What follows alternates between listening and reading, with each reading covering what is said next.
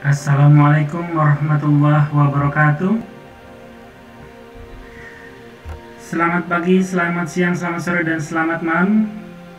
Berjumpa kembali di channel Scholarship Hunter. Kali ini masih mengetengahkan mengenai berita tentang PKN STAN tutup untuk sementara. Simpang siurnya berita tentang PKN STAN tutup untuk sementara ini membuat para siswa yang hendak mendaftar STAN ini ragu-ragu apakah PKN STAN ini benar-benar tutup atau hanya tutup sementara.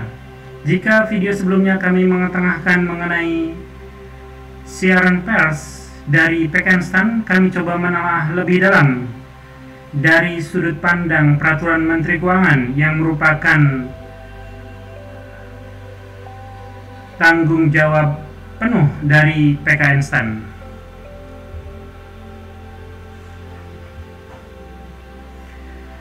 Ya, kali ini kami akan mencoba menelaah lebih dalam dari Peraturan Menteri Keuangan Republik Indonesia nomor 77/PMK.01/2020 tentang Rencana Strategis Kementerian Keuangan tahun 2020 sampai dengan 2024. Dan kita langsung kepada lampiran yang langsung juga membahas tentang rencana strategis, termasuk rencana strategis PKN STAN ke depan. Pertama kita buka halaman 95 yang menyatakan mengenai proyeksi kebutuhan sumber daya manusia aparatur Kementerian Keuangan tahun 2020 sampai dengan 2024. Jadi proyeksi kebutuhan SDM di Kemenkeu itu disusun dengan beberapa asumsi, antara lain yang perlu kita perhatikan adalah poin B, pelaksanaan moratorium rekrutmen CPNS umum dan lulusan PKN STAN pada tahun 2020 sampai 2024. Jadi pada poin B ini jelas menyatakan bahwa pelaksanaan moratorium rekrutmen CPNS umum dan lulusan PKN STAN pada tahun 2020 sampai dengan 2024. Jadi tahun 2020 sampai 2024 ini berdasarkan kalimat dalam poin B ini tidak ada lulusan STAN atau lulusan PKN STAN yang akan masuk ke Kementerian Keuangan. Kemudian kita coba lihat lagi tetap masih di halaman 95. Kita lihat di tabel 8 mengenai proyeksi kebutuhan SDM Kementerian Keuangan tahun 2020 sampai dengan 2024. Kita perhatikan poin 1. Kebutuhan berdasarkan proyeksi ABK. ABK ini analisis beban kerja.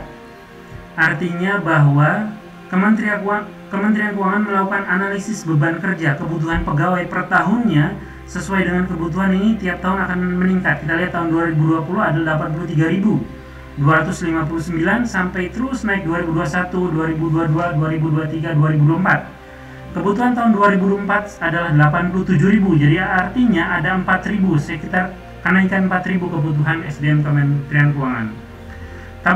Namun kita lihat di poin 2, budgeting PNS. Budgeting artinya adalah sebenarnya kebutuhan SDM di Kemenkeu ini per tanggal 1 Januari kira-kira berapa.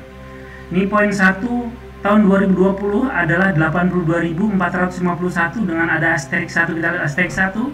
Di sini asterik 1 kita lihat proyeksi jumlah pegawai berdasarkan data HRIS. HRIS ini Human Resource Information System per 1 Januari 2020 ditambah dengan hasil rekrutmen lulusan PKN STAN tahun anggaran 2019 sejumlah 3.251. Ini artinya 82.451 ini adalah jumlah pegawai saat ini ditambah dengan lulusan PKN STAN tahun 2019 yang sebanyak 3.251 menjadi jumlahnya total jadi 82.451.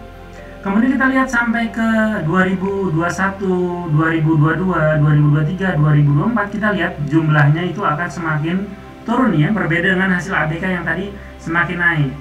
Jadi ABK ini berdasarkan real kebutuhannya berapa, kemudian budgeting ini kita akan memperkirakan bahwa tahun 2024 hanya 76.155. Kemudian juga Kementerian Keuangan ini mempertimbangkan prediksi pensiun yang tiap tahunnya sekitar 1.100 ya, ini 1.400, 1.500, 1.300 sampai dengan 2024 totalnya adalah 6.255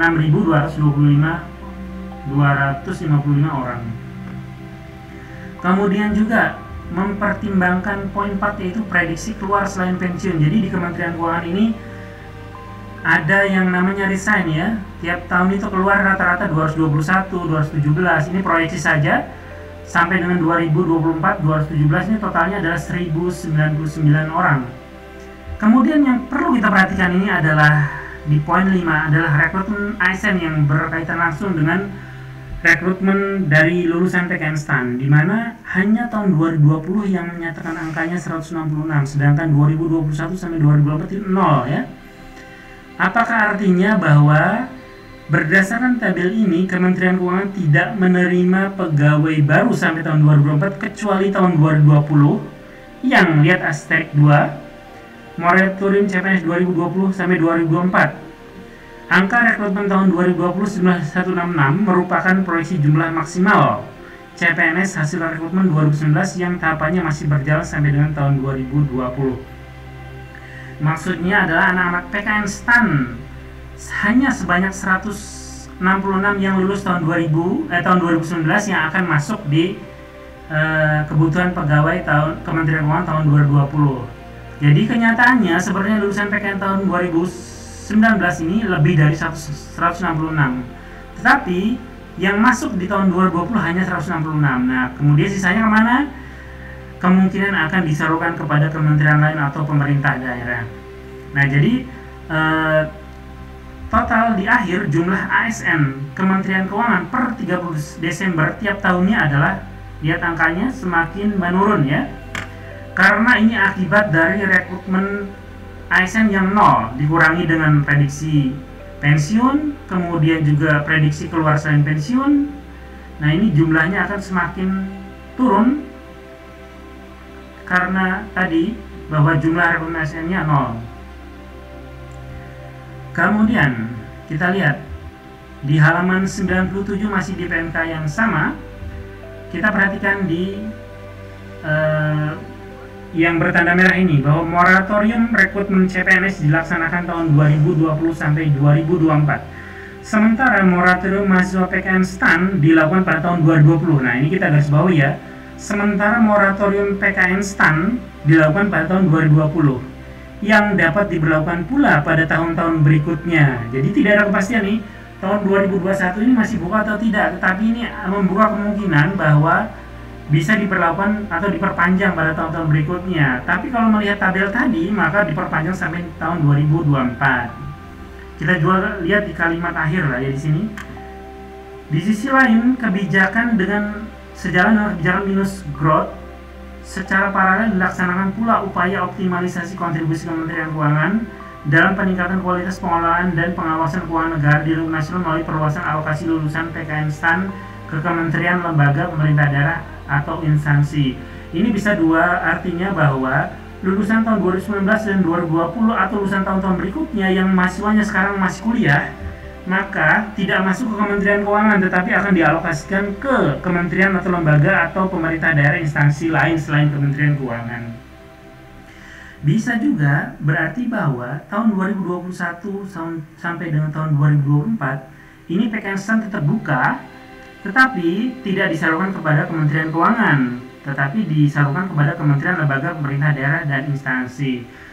Tetapi jika melihat bahasa atau kalimat di PMK ini, sebenarnya adalah kita sudah jelas bahwa Kementerian Keuangan melakukan moratorium penerimaan PKN STAN bukan hanya tahun 2020, tetapi tahun 2021 sampai dengan 2024 juga akan melakukan moratorium, artinya tidak menerima mahasiswa baru. Tetapi kita tetap terus berdoa bahwa mudah-mudahan PKN STAN di tahun 2021 ke depan tetap akan dibuka. Ya, sekali lagi kita Mari kita bersama-sama berdoa semoga PKN STAN kembali dibuka secepatnya, sehingga para adik-adik yang memiliki prestasi yang bagus bisa bergabung dengan PKN STAN dan Kementerian Keuangan. Demikian yang bisa kami sampaikan. Terus follow kami di channel Scholarship Hunter untuk memperoleh informasi-informasi terkait STAN dan informasi-informasi beasiswa lainnya yang insya Allah bermanfaat untuk Anda.